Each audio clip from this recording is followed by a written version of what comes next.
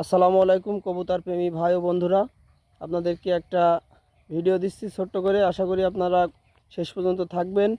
এই যে কবুতরটি দেখতে পাচ্ছেন, এই কবুতরটি কিন্তু মাঠে খাচ্ছে, ঠিক আছে? জানি না কার কবুতর। তো এই কবুতরটার আমি এর ব্যবহার দেখে কিন্তু বুঝতে পারতেছি যে এখন বর্তমানে মাঠে প্রচুর পরিমাণ ধান, ওর গলার ভিতরে একটা ধান ফুটে গেছে, হ্যাঁ, যার কারণে ও একা একা এখান থেকে কিন্তু ওই ধানটা সরানোর জন্য খুব চেষ্টা করতেছে, কিন্তু সরাতে পারতেছে না।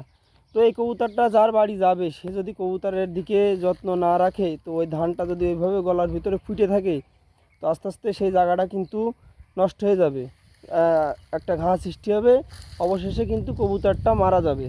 তো আপনারা যারা কবুতর লালন পালন করেন, অবশ্যই এই জিনিসগুলো খেয়াল রাখবেন যে যারা ধান খাওয়ান তারা অবশ্যই আপনাদের কবুতরের গলায় কোনো রকম ধান ফুটে যাচ্ছে কিনা এগুলো লক্ষ্য রাখবেন।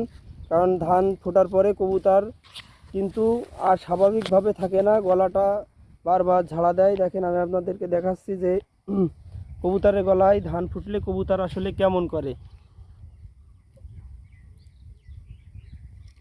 দেখেন, কবুতরটা কিন্তু হা করে নিঃশ্বাস নিচ্ছে, ঠিক আছে? এখন আমি কবুতরের প্রচুর কাছে আছি, তারপরেও কিন্তু কবুতরটা উড়ে যাচ্ছে না, কারণ সে তার নিজের যন্ত্রণাই বাঁচে না। সেই জন্য আর কি আমি যে পিছনে আছি, আমার এই বিষয়টা সে লক্ষ্য রাখতেছে না। তো আপনারা তো অবশ্যই খেয়াল রাখবেন আপনাদের কবুতরগুলো, ইনশাল্লাহ দেখবেন যে সমস্যা হবে না। তো ভালো থাকবেন সবাই। আসসালামু আলাইকুম।